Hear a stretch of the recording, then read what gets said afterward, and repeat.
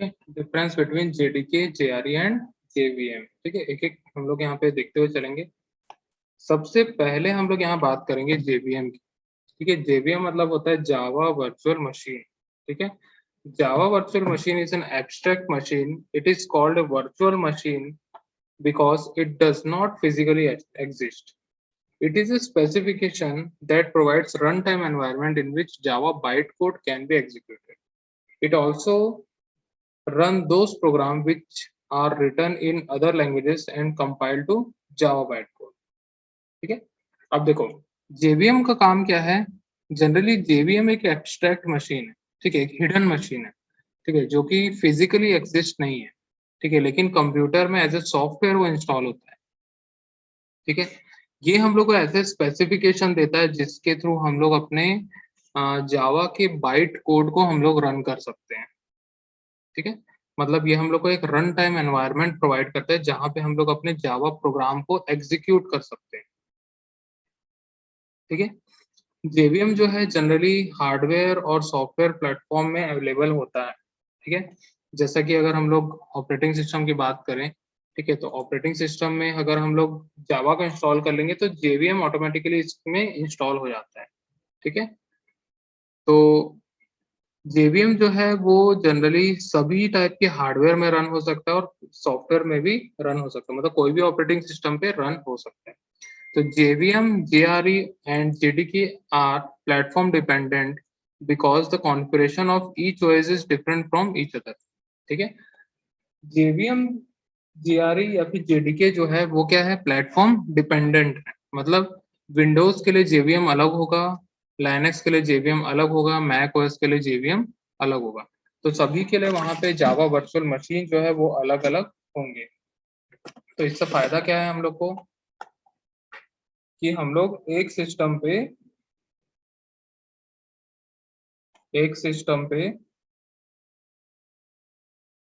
अगर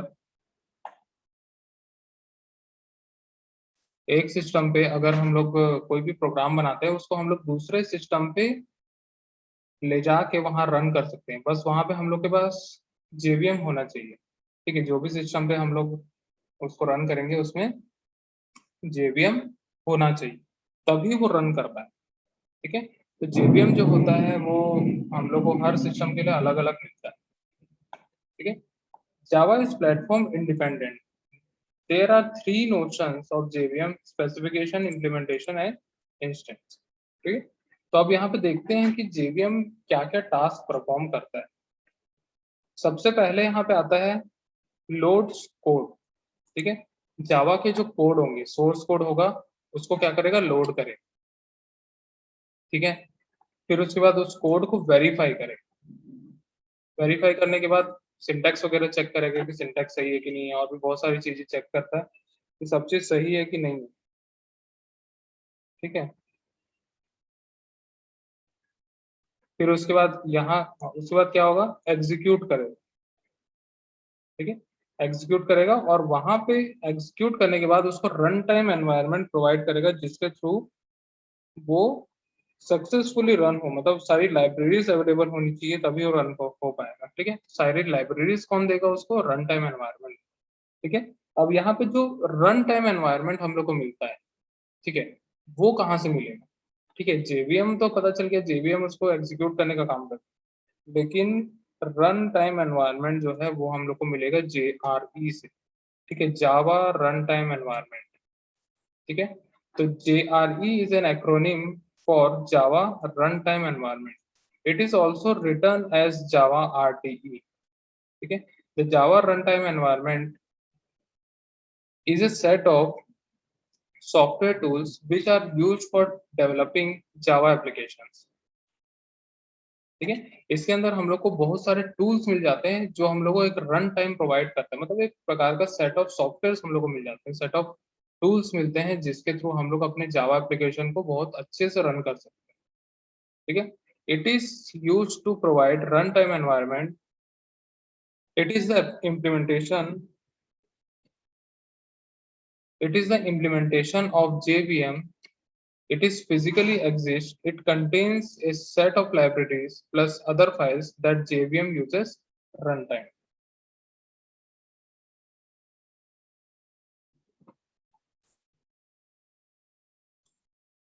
ठीक है। तो यहाँ पे हम लोग को क्या क्या मिल जाता है, ये जनरली फिजिकली एग्जिस्ट करता है, ठीक है, फिजिकली एग्जिस्ट करता है और यहाँ पे हम लोग को बहुत सारी फाइल मिल जाती है जो हम लोग को रन टाइम प्रोवाइड करती है।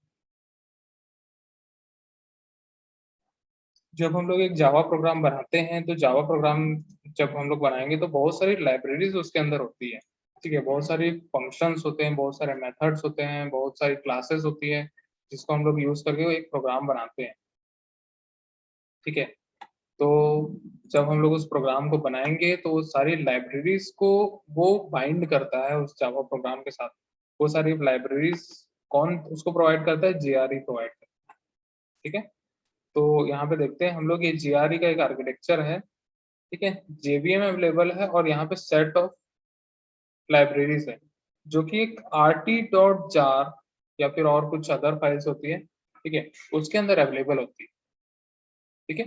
तो यही सारी लाइब्रेरीज अवेलेबल होती है JRE के अंदर जो कि एक run time environment provide.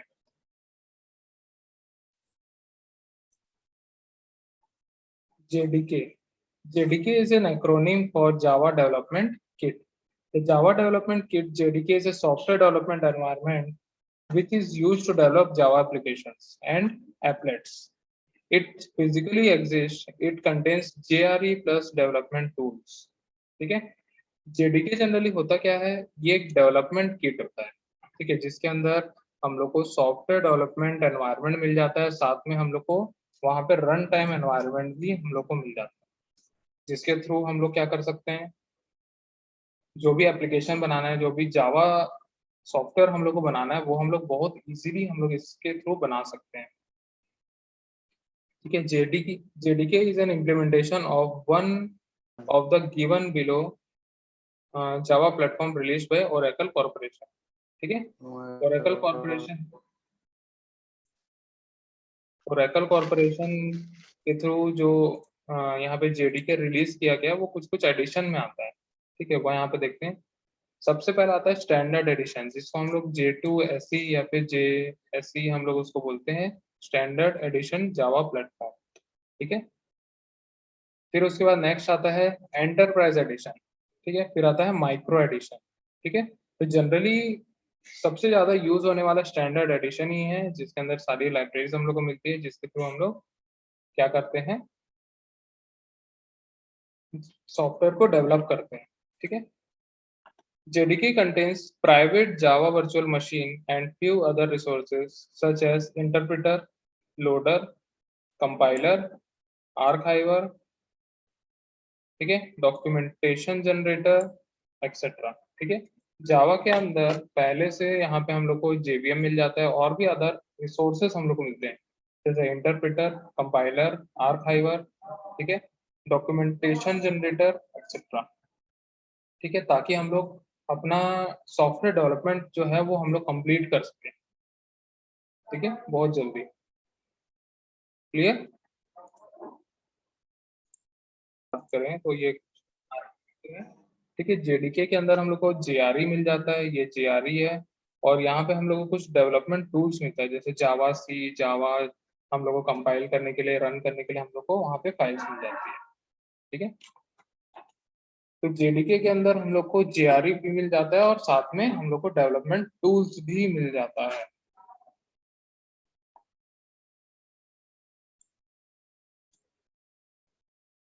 Okay. JVM, Java virtual machine, ठीक है। Java Virtual Machine is an abstract machine. It is a specification that provides runtime environment in which Java bytecode can be executed. JVMs are available for many hardware and software platforms. ठीक है। अब JVM के बारे में हमने अभी भी देखा। अब यहाँ पे हम लोग देखते हैं कि JVM एक्चुअली में क्या है, ठीक है। JVM एक स्पेसिफिकेशन है where working of Java Virtual Machine is specified, but implementation provider is independent to choose the algorithm. Its implementation has been provided by Oracle and other companies, ठीक है। Java virtual machine generally एक specification है, specification बोलने का मतलब ये collection होता है डिफरेंट डिफरेंट वेंडर्स के कुछ कोड या फिर एल्गोरिथम का इम्प्लीमेंटेशन का, ठीक है। जैसे अलग अलग वेंडर्स है, वेंडर्स मतलब जो एल्गोरिथम्स बनाते हैं वो अलग अलग लोग बनाते हैं, ठीक है। अलग अलग डेवलपर्स जो होते हैं एल्गोरिथम बनाते हैं और वो एक जगह पे अपना एक स्पेसिफिकेशन देते हैं कि हाँ हमने ये फीचर बनाया, हमने ये फंक्शन बनाया, हमने ये मेथड बनाया, ठीक है। तो उसी का ही यहाँ पे एक स्पेसिफिकेशन दिया गया है, ठीक है। Second, an implementation, its implementation is known as JRE। इसका जो इम्प्लीमेंटेशन है उसको हम लोग बोलते हैं जावा रन टाइम एनवायरनमेंट। थर्ड होता है run time instance. Whenever you write Java command on the command prompt to run the Java class, an instance of JVM is created।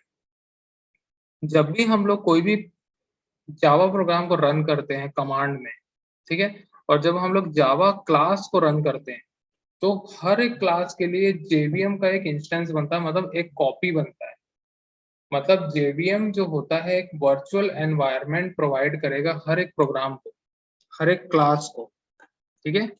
तो ये तीन चीजें होती है JVM के अंदर। अब यहाँ पे क्या ऑपरेशन परफॉर्म करता है? Loads code, verifies code, executes code और प्रोवाइड्स रन टाइम एनवायरनमेंट, ठीक है। ये उसका ऑपरेशन, ठीक है। रन टाइम एनवायरनमेंट उसको कहाँ से मिलेगा? JRE से मिलेगा, जावा रन टाइम एनवायरनमेंट से मिलेगा, ठीक है। अब यहाँ पे कुछ कुछ डेफिनेशंस होती हैं इसकी, मतलब जावा वर्चुअल मशीन्स जो होता है वो कुछ कुछ एक छोटे छोटे फीचर्स प्रोवाइड करता है, ठीक है। सबसे पहला यहाँ पे है मेमोरी एरिया, ठीक है। जितनी क्लास लोड होगी, मतलब जितना भी कोड लोड होगा, अगर उसमें कुछ वेरिएबल्स है, अगर उसमें कुछ मेथड्स है, अगर उसमें कोई इंटरफेस बना हुआ है, एब्स्ट्रैक्ट बना हुआ है, कुछ भी चीज अगर बना हुआ है या फिर कोई डेटा स्ट्रक्चर यूज हो रहा है, सबके लिए यहाँ पे मेमोरी एरिया डिफाइन किया जाएगा, ठीक है। मेमोरी उसको कहाँ से मिलेगी? रैम से मिलेगी, ठीक है। जब तक वो प्रोग्राम लोड होगा, रन होते रहेगा, तब तक उसको मेमोरी अलोकेट होगी, ठीक है। नेक्स्ट है class file format. Class file format का मतलब होता है कि जो क्लास फाइल है उसका भी एक फॉर्मेट होता है, ठीक है। मतलब उसमें सिंटेक्स क्या होना चाहिए, उसमें मेथड किस प्रकार से डिफाइन होना चाहिए, मेथड किस प्रकार से डिक्लेयर होना चाहिए, ठीक है। उसमें कंस्ट्रक्टर कैसे यूज करेंगे, डिस्ट्रक्टर कैसे यूज करेंगे, ये सारी चीजें हम लोग को क्लास फाइल फॉर्मेट में हम लोग को मिलती है, ठीक है। वो पहले से डिफाइन किया जाता है, ये उसका एक डेफिनेशन है, ठीक है। थर्ड है रजिस्टर सेट। रजिस्टर सेट का मतलब होता है कि उसमें जो बिट ऑफ स्ट्रीम बनेगी, जब बाइट कोड बनेगा, मतलब कोड को जब एग्जीक्यूट किया जाएगा, ठीक है, तो रजिस्टर्स को किस प्रकार से इंस्ट्रक्शन मिलेंगे उसका भी एक सेट यहाँ पे डिफाइन किया गया है। रजिस्टर मतलब वो सिंगल बिट होल्ड कर सकता है, एक छोटा सा मेमोरी होता है जो सिंगल बिट को स्टोर करता है, जैसे 0 और 1, ठीक है। उतना ही वो स्टोर करेगा, उसके अलावा कुछ भी नहीं करेगा, 0 करेगा या 1 करेगा। फोर्थ होता है गार्बेज कलेक्टेड हीप, ठीक है। फोर्थ होता है यहाँ पे गार्बेज कलेक्टेड हीप, ठीक है। तो गार्बेज कलेक्टेड हीप में यहाँ पे अगर हमने कोई भी वेरिएबल डिफाइन कर दिया है, ठीक है, लेकिन उसमें हम लोग ने कोई भी वैल्यू असाइन नहीं किया, सिर्फ और सिर्फ हम लोग उसको डिक्लेयर करके छोड़ दिए, तो जब हम लोग डिक्लेयर करके छोड़ देंगे और यूज नहीं करेंगे उसको, तो दूसरे अदर प्रोग्रामिंग लैंग्वेजेस में क्या होता है, उसमें गार्बेज कलेक्शन हो जाता है, ठीक है। क्या हो जाता है? गार्बेज कलेक्शन हो जाता है। तो यहाँ पे गार्बेज कलेक्शन ऑटोमेटिकली यहाँ पे किया जाता है ताकि कोई भी गार्बेज किसी वेरिएबल पर ना आ जाए, ठीक है। अब वो कैसे नहीं आएगा कि हम लोग यहाँ पे कुछ एक डिफॉल्ट वैल्यू से उसको इनिशियलाइज कर देते हैं, मतलब JVM ऑटोमेटिकली क्या करता है, उसको डिफॉल्ट वैल्यू से इनिशियलाइज कर देता है, ठीक है। फिर उसके बाद आता है एरर रिपोर्टिंग, ठीक है। एरर रिपोर्टिंग भी इसमें की जाती है। अब नेक्स्ट आते हैं यहाँ पे JVM आर्किटेक्चर पे, ठीक है। अब यहाँ पे ये आर्किटेक्चर दिया हुआ है पूरा का पूरा, ठीक है। ये जनरली एक आर्किटेक्चर है।